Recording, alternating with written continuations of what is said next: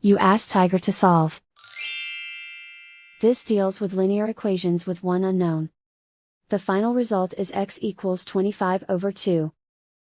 Let's solve it step by step. Simplify the expression. Expand the parentheses. Simplify the arithmetic. Group like terms. Multiply the coefficients. Group like terms. Simplify the arithmetic. Group all constants on the right side of the equation. Subtract 50 from both sides.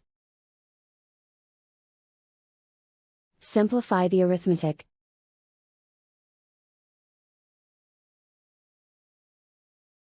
Isolate the x.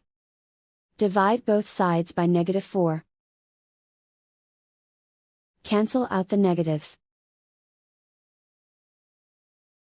Simplify the fraction. Cancel out the negatives. Find the greatest common factor of the numerator and denominator. Factor out and cancel the greatest common factor. And so the final result is x equals 25/2.